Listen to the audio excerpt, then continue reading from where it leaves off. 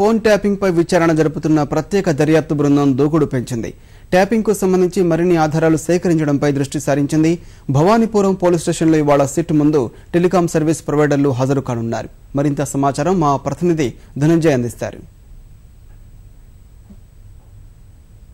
Tapping వ్యవహారంపై దాదాపు రాష్ట్ర వ్యాప్తంగా 88 కేసులు నమోదాయి. ఈ కేసులకు సంబంధించి సిట్ కూడా దర్యాప్తు వేగం పెంచింది. ఈ నేపథ్యంలోనే మొత్తం ఈ ఫోన్ ట్యాపింగ్ వ్యవహారానికి కాల్ డేటా అలాగే రికార్డులను కూడా ఇవ్వాలని చెప్పి సిట్ స్పష్టంగా టెలికాం ఆపరేటర్లను ఆదేశించింది. దాదాపు 12 మంది సర్వీస్ ప్రొవైడర్లు ఇవాళ విజయవాడలో భవానీపురం పోలీస్ స్టేషన్ లో హాజరు కానున్నారు. వీరంతా కూడా ఫోన్ ట్యాపింగ్ వ్యవహారం ముందస్తు ఆదేశాల ప్రకారం ఈ ట్యాపింగ్ నిర్వహించారా లేక ఆ తర్వాత ముందు ట్యాపింగ్ చేసిన తర్వాత అనుమతులు పొందారా అన్న విషయానికి సంబంధించి వారంతా కూడా ఇవాళ వివరణ ఇవ్వాల్సి ఉంటుంది. ఇక్కడ కొద్దిసేపట్లోనే సిట్ బృందం కూడా డిఐజీ ఇక్బాల్ నేతృత్వంలోని సిట్ బృందం కూడా ఈ ప్రాంతానికి రానుంది. ప్రస్తుతం మనం భవానీపురం పోలీస్ స్టేషన్ ఉన్నాం.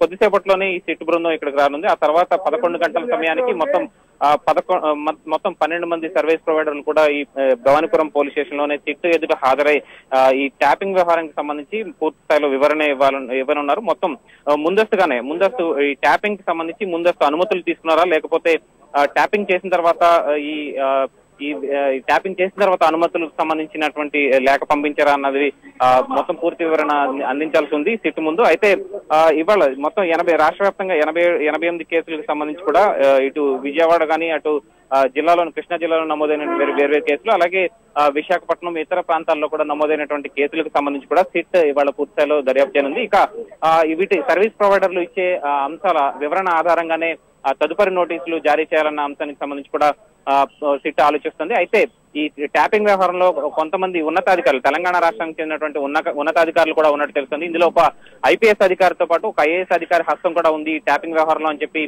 సిట్ అధికారులు భావిస్తున్నారు. అయితే పూర్తి వివరణ తీసుకున్న తర్వాత ముందు సర్వీస్ ప్రొవైడర్ల నుంచి వివరణ తీసుకున్న తర్వాతే ఆ నోటీసులు జారీ చేసే అవకాశం ఉంది.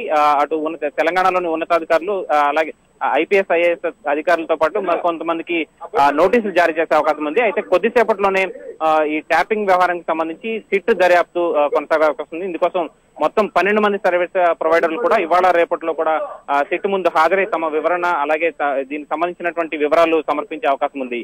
ఇది తాజా పరిస్థితి. Jilani vote studio.